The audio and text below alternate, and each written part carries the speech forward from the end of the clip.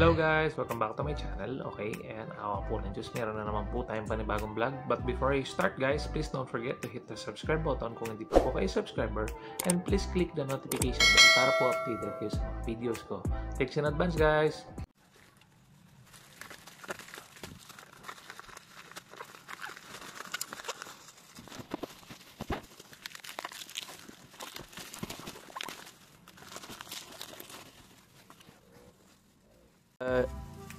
Hello guys, welcome back to my channel. Okay, yan, awa po ng Diyos once again. Meron naman po tayong panibagong vlog. And ayan guys, so gagawin ko ito ng vlog guys dahil medyo natuwa ako, no.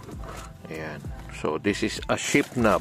Okay, my car is a Toyota Innova. And ayan guys, naisipan kong bumili nito because it lights up.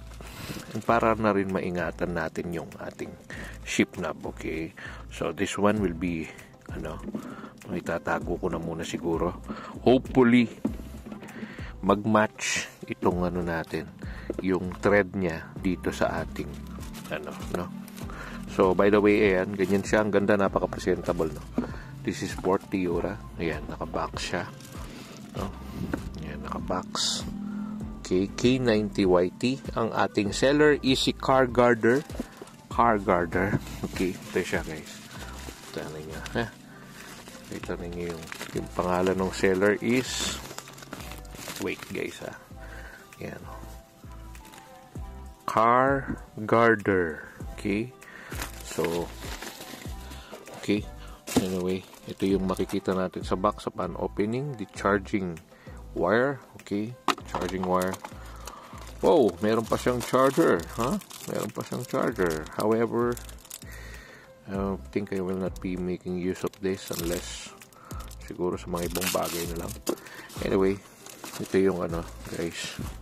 Ito yung parang extension niya yata ito. And this seems plastic. Parang plastic to guys. So kung gusto mong habaan siguro, yan pa yung isa. Extension din. Okay. Anyway, let me see this. Okay, so sana mag-fit yung guys, yung thread, kasi parang hindi yata fit yung thread, naku po, kinakabahan na ako. Okay, it fits guys, it fits, no. Ayan, no, naglalak siya, very good, no. And that's how it's gonna look like, I guess. Okay, so yan, ganyan siya guys, napaka-presentable. Pero bago ko ilalagay yan guys, is siyempre gagamitan ko siya ng guys, gagamitin ko yung extension niya, no. Okay, so this is ganito ba yan? Ganito ba? Tama ba? Or mauna yung, wait, meron ba siyang labeling on how to put it? Okay, so parang wala naman guys. Okay, so it's like this ba? Ganyan ba?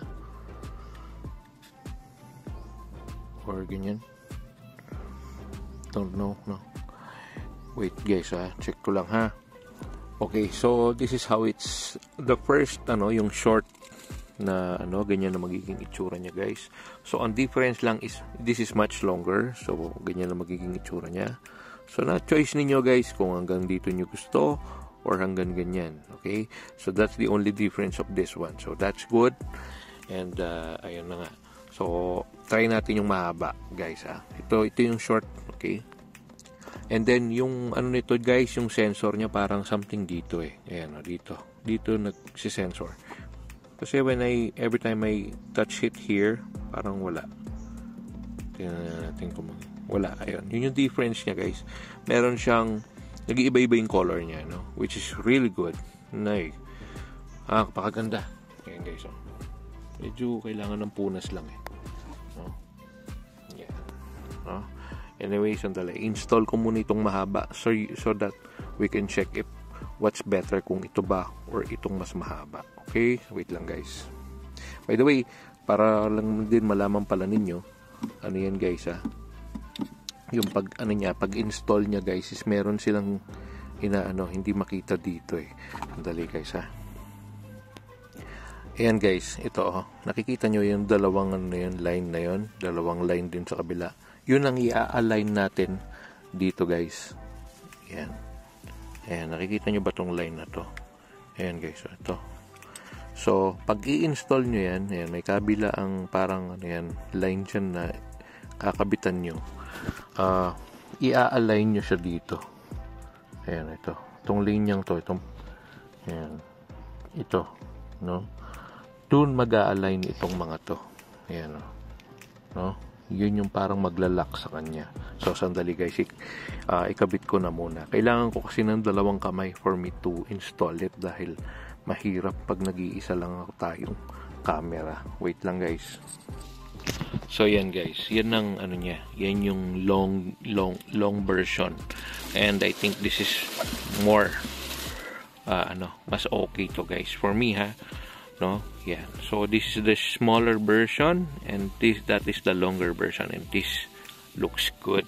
So ayan guys, pag hahawakan ko dito, ayan, walang sensor dito, no? Pero pag hinawakan ko dito yan, iilaw guys. Ayan, dito yung sensor talaga niya. So every time that you touch it like that, it will light up and it's good, no? Ayan. Yan yung sinasabi ko guys. Ang ganda niya, no? What do you call this? Panalo yung ano niya guys, panalo yung ano niya, yung product na ito. So ayun, if you want to buy it, just search for the seller, Car Guarder, sa Lazada ito nabili. I bought it at around 700 or 650 and grabe guys, yung 650 nyo worth it na worth it. And ayan, hopefully siguro sa pag-check niyan is pag i-charge ko na lang siya, doon ko malalaman kung goods na charging siya. Pero ganun pa man, nasa may susi. Pakita ko na sa inyo kung anong itsura niya pagka charge natin siya. Wait, saan ba yung susi ko? Okay, wait. So yan na yan guys, bali ano siya guys, bali yan, tinry ko nung nilagay ko yung charging cable natin. By the way, I've used my charger na lang dito kasi ayan. So ayan, nakikita nyo nagbi-blink. So pag nag-charge siya, pag namatay siya guys, pag namatay yung ilaw at habang naka-charging siya, ganyan yung mangyayari. Blinking siya while charging. So ganun ang